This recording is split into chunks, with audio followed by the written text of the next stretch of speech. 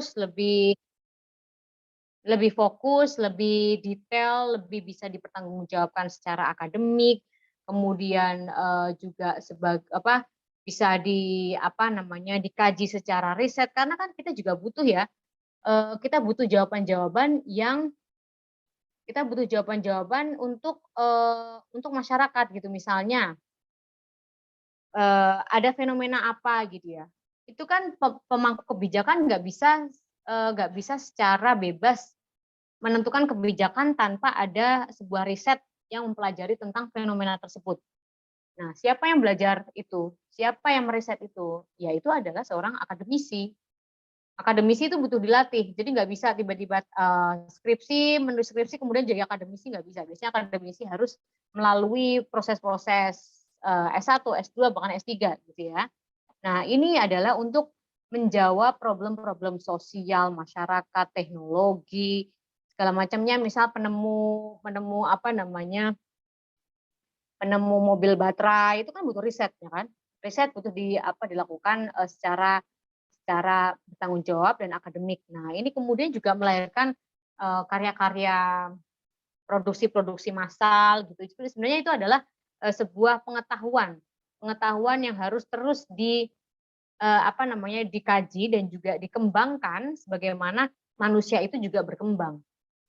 Ekonomi sosial kita berkembang, budaya kita berkembang, manusia berkembang, sehingga juga membutuhkan sebuah jawaban-jawaban ilmiah, karena ilmiah ini kan sesuatu yang bisa dipertanggungjawabkan ya, artinya ketika misalnya ada tsunami gitu, pasti ada kajiannya gitu, kajian ilmiah. Nah, untuk mengkaji itu butuh karya ilmiah gitu, makanya karya-karya ilmiah ini adalah sebagai hasil dari proses pengetahuan yang panjang, proses penggemblengan pengetahuan yang sudah didapatkan seorang mahasiswa di kampus-kampus tersebut. Gitu ya. Kalau S3 lebih misalnya disertasi lebih ke penelitian dan fokus. Fokus. Jadi temanya nggak luas ya, tapi lebih ke yang detail dan pertanggungjawaban teori kemudian segala macamnya juga lebih detail. Itu saya kira.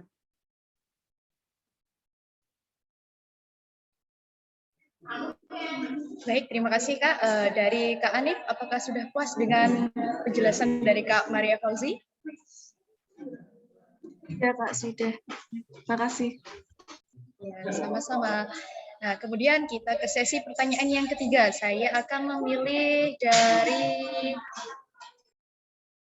Kak Ferawati Zuraida, Nafisatul Malkiroh dari UIN Kiai Haji Ahmad Siddiq Jember. Pertanyaannya, mohon dipaparkan dengan on kamera dulu.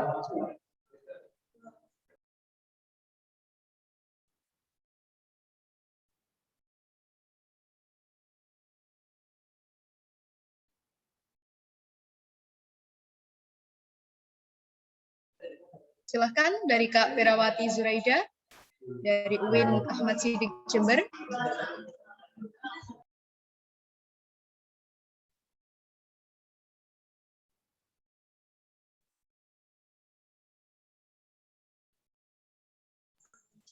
Halo, Kak Ferawati.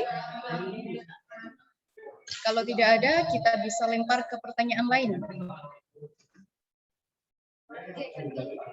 Oke, kita ganti saja.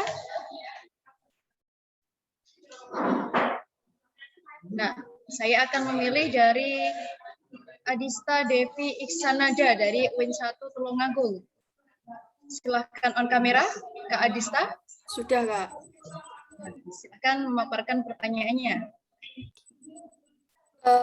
Assalamualaikum warahmatullahi wabarakatuh. Perkenalkan, nama saya Adista dari UIN 1 Tulungagung. Di sini saya bertanya untuk berapa sih waktu minimal yang digunakan untuk mengerjakan KTI itu? Terima kasih. Wassalamualaikum warahmatullahi wabarakatuh.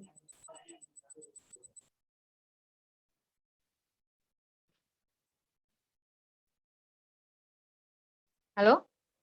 Langsung dijawab? Iya, Kak, silakan.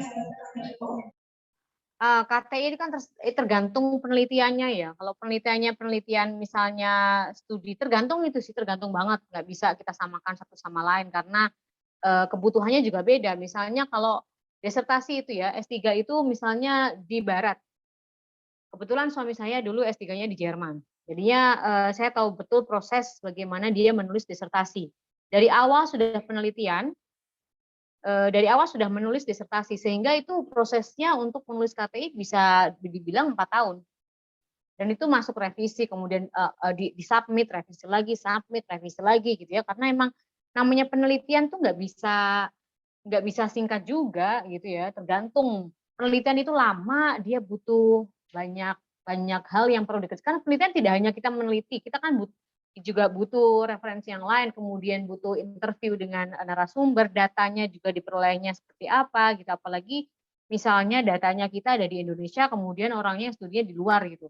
Kita kan harus pulang dulu, kemudian harus tergabung dalam sebuah dalam interview tersebut kan, menggali data itu juga nggak mudah ya, artinya menggali data itu butuh tahunan juga. Itu kalau disertasi ya, kalau misalnya tesis, kalau saya pribadi juga saya mengerjakan tesis dan penelitian itu di Jerman juga, temanya juga ada, maksudnya temanya juga terkait dengan tentang diaspora Indonesia di Jerman. Kemudian saya membutuhkan waktu 2 tahun untuk menulis itu, gitu ya. Jadi beda.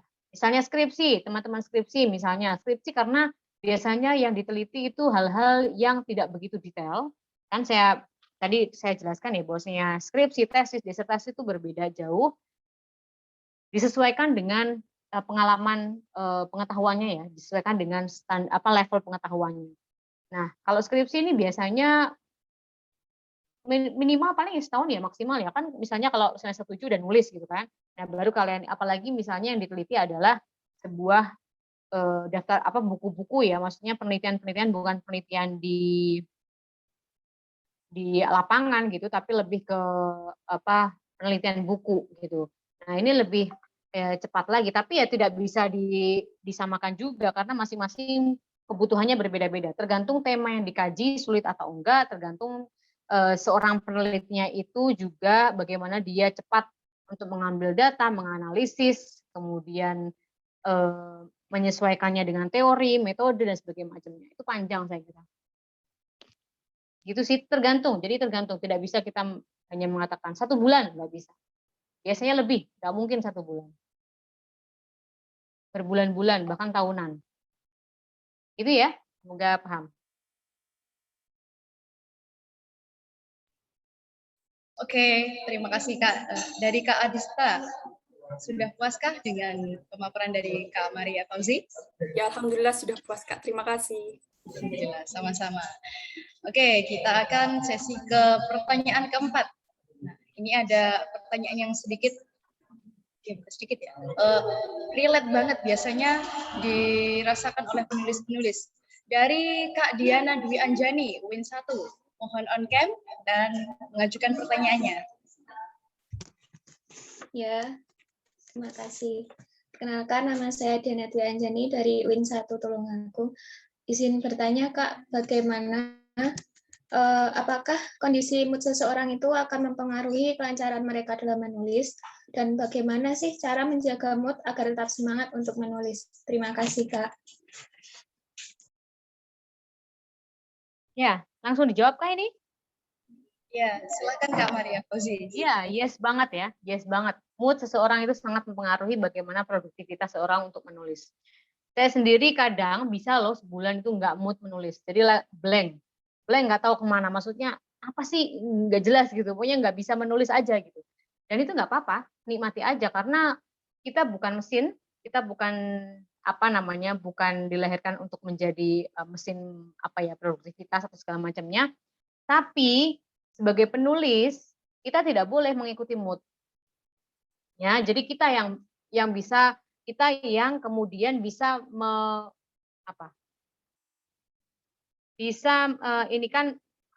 menginstal mood tersebut ya, nggak bisa penulis terus kemudian ya wes ngikuti mood aja lah ya, itu bisa setahun nggak nulis.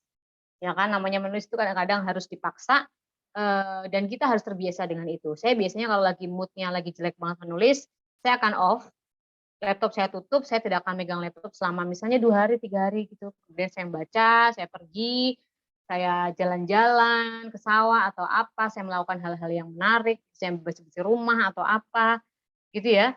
Jadi itu hanya untuk mengalihkan sejenak, tapi kita tidak boleh berhenti. Boleh menepi sejenak, tapi tidak berhenti. Beda ya ini ya, menepi sama berhenti. Kalau berhenti itu total total stop gitu, total berhenti. Berarti kita sama sekali nggak megang sama nggak megang laptop, nggak nulis atau apapun. Nah, kalau menepi itu memang untuk kesehatan juga gitu ya, maksudnya untuk kesadaran diri sendiri bahwasanya ada waktu untuk jeda dan kita harus menikmati waktu itu. Karena biasanya ketika jeda kita justru mendapatkan imajinasi ataupun mendapatkan inspirasi yang lebih baik. Nah, itu baiknya ya. Nah, sebagai penulis kita nggak boleh ngikutin mood. Jadi mood itu harus kita navigasi. Kita harus menavigasi mood sehingga misalnya mood cukuplah seminggu ini nggak nulis, tapi minggu depan aku harus nulis. Nah, gitu ya. Jadinya memang sebuah tricky dan harus disiplin. Penulis manapun, sekelas Di Lestari ataupun sekelas siapa ya, katakanlah Pramudia atau siapa, itu pasti disiplin. Disiplin setiap pagi menulis, mendisiplinkan diri karena itu penting. Kalau enggak kita akan mengikuti arus yang enggak nulis-nulis jadinya, karena ngikutin mood. Ini enggak baik, gitu ya. Tapi kita bisa berhenti, kita bisa menepi sejenak, kemudian refreshing, menyegarkan kembali pikiran, dan itu manusiawi. Seperti halnya pekerjaan-pekerjaan lain lah saya kira. Cuman memang penulis ini butuh banyak imajinasi, butuh banyak refleksi dan sebagainya. Semoga bisa menjawab. Baik, dari Kak Diana Dwi Anjani, apakah sudah puas dengan pemaparan dari pemateri kita? Sudah sangat puas. Alhamdulillahirabbil alamin. Oke, selanjutnya pertanyaan terakhir nih dari Nisa Umi Latifah, YIN Kudus. Ini mystery box karena nggak ada pertanyaannya ya. Oke, Kak Nisa Umi Latifah bisa on cam.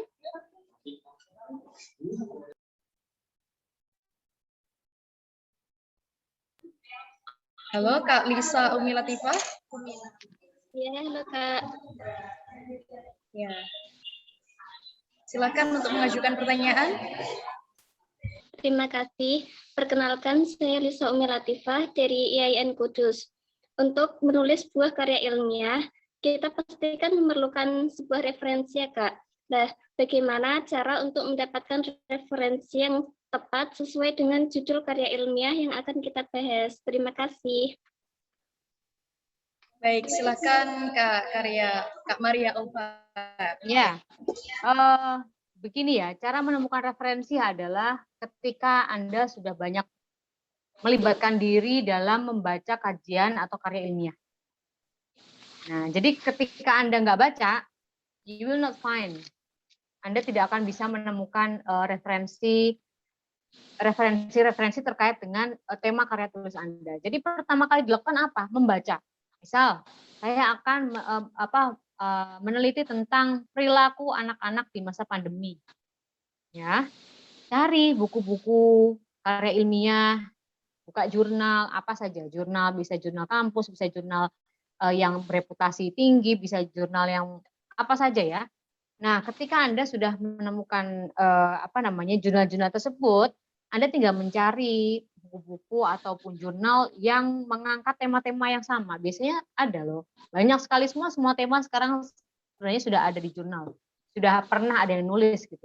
Nah, kemudian ketika Anda sudah membaca jurnal-jurnal tersebut atau buku-buku tersebut, Anda harus ke belakang melihat daftar pustaka atau melihat referensi, dibaca itu buku-buku di belakang buku itu atau jurnal yang menjadi bagian dari tulisan tersebut, menjadi bahan menulis.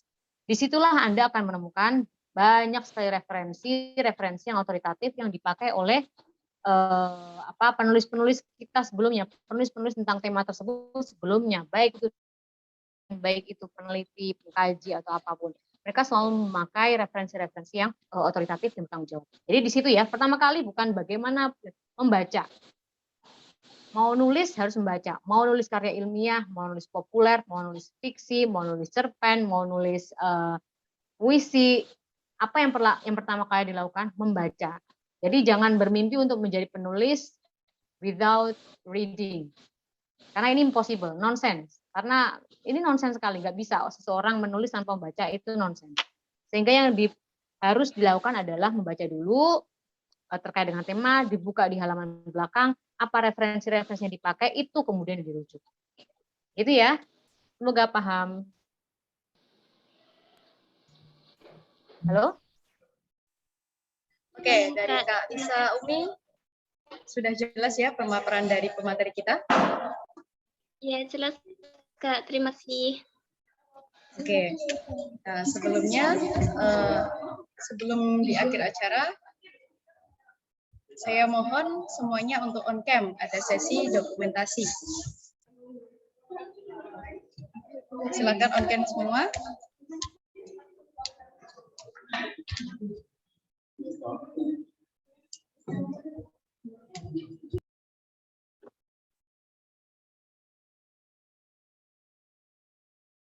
Dihitungin ya panitia.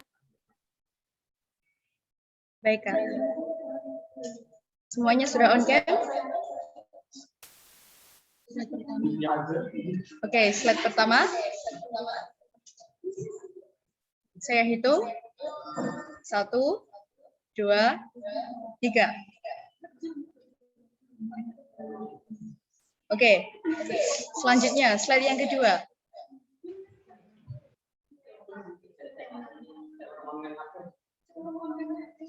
Mohon yang belum on cam, diharapkan on cam. Kita akan mengambil sesi dokumentasi. Jarang-jarang loh.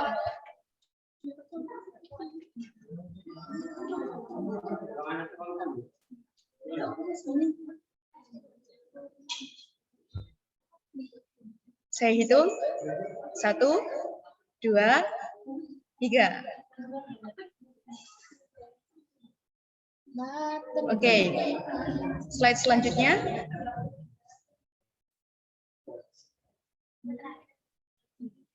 Saya hitung.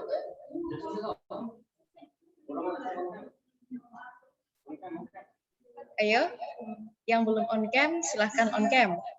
Mari kita berfoto bersama.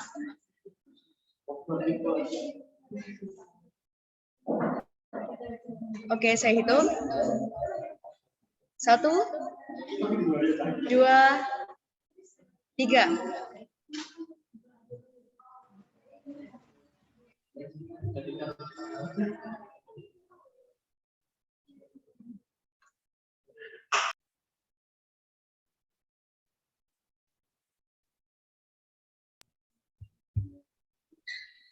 Oke, terima kasih atas perhatiannya.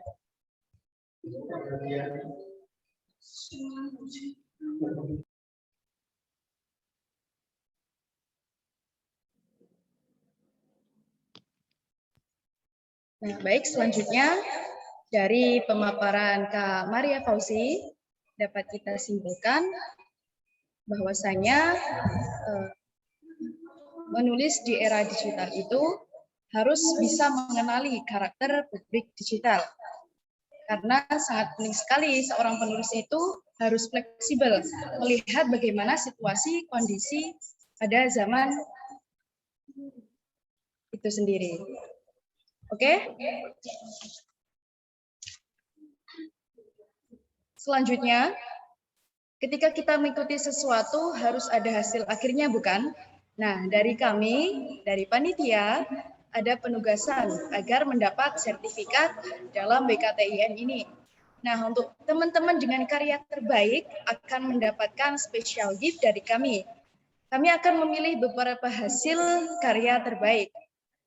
Nah, kami berharap tugas yang diberikan dikerjakan dengan baik, oke? Nah, untuk persyaratannya, yang pertama, peserta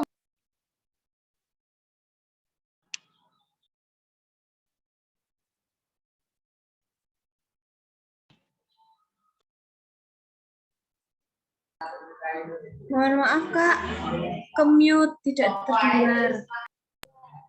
Oke, mohon maaf.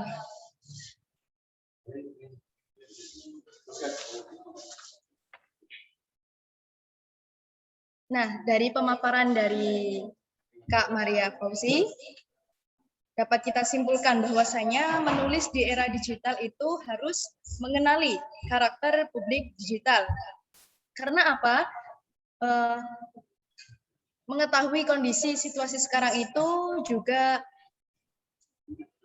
berpengaruh ya dengan hasil dari penulisan tersebut.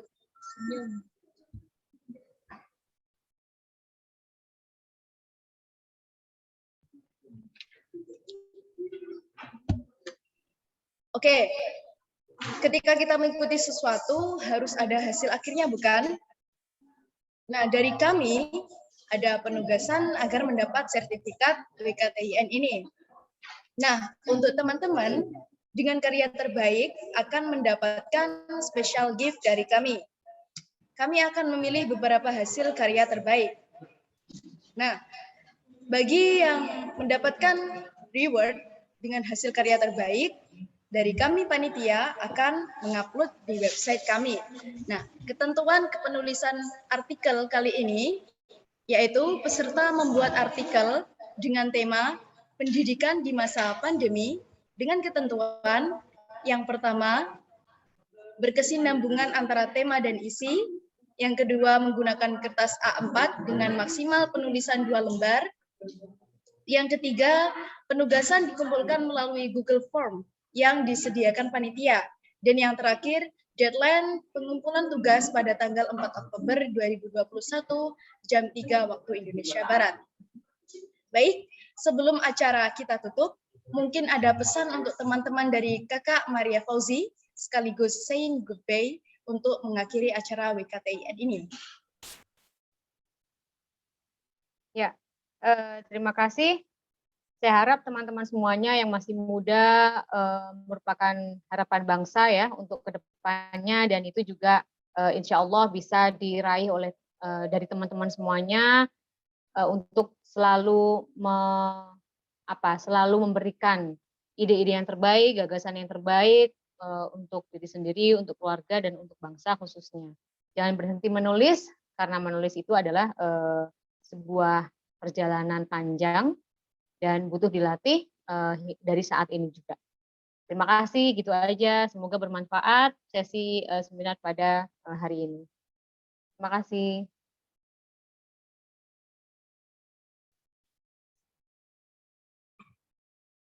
Baik, terima kasih banyak saya ucapkan kepada Kak Maria Fauzi atas sharing dan transfer ilmunya kepada kita semua. Baik, saya selaku moderator Yuni Anurusobah pamit undur diri. Wassalamualaikum warahmatullahi wabarakatuh. Waalaikumsalam warahmatullahi wabarakatuh. Terima kasih. Ini sudah selesai acaranya? Halo? Saya bisa undur diri?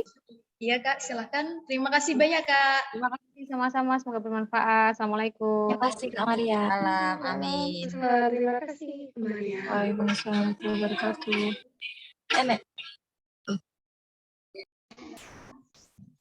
Alhamdulillah, baik. Berakhirlah acara workshop KTI Nasional pada siang hari ini. Saya mewakili tim yang bertugas mengucapkan terima kasih kepada pemateri kita hari ini, Kak Maria Fauzi, beserta Kak Yuni Ainur Sobah, selaku moderator yang telah menyempatkan waktu untuk hadir dan berbagi ilmu bersama kawan-kawan. Semoga kedepannya kita bisa menjadi pribadi yang lebih produktif lagi dengan mengimplementasikan ilmu yang telah kita dapat hari ini dengan terus berkarya terutama melalui karya tulis ilmiah. Sebagaimana perkataan salah satu tokoh penulis masyhur di Indonesia, Pramudia Anantanuer, orang boleh pandai setinggi langit, tapi selama ia tidak menulis, ia akan hilang di dalam masyarakat dan dari sejarah. Menulis adalah bekerja untuk keabadian. Informasi mengenai beberapa karya terbaik dalam penugasan akan kita informasikan dalam acara Puncak PGMI in Art Nasional pada tanggal 9 Oktober nanti, tepatnya pada acara seminar nasional dan akun sosial media HMJ PGMI Win 1 Tulungagung. Demikianlah acara workshop KTI Nasional Prodi Pendidikan Guru Madrasah Ibtidaiyah Win 1 Tulungagung 2021. Saya Latifatun Nafa selaku Master of Ceremony pada acara hari ini, mohon maaf apabila kesalahan. Terima kasih dan sampai jumpa. Wassalamualaikum warahmatullahi wabarakatuh. Waalaikumsalam warahmatullahi wabarakatuh. Waalaikumsalam warahmatullahi wabarakatuh. Terima kasih, Kak. Terima kasih, Kak. Terima kasih. Terima kasih, Kak. Dan untuk teman-teman boleh meninggalkan Zoom dan semoga hari-harinya menyenangkan, semoga bermanfaat dan sampai ketemu lagi. Ya, sampai jumpa.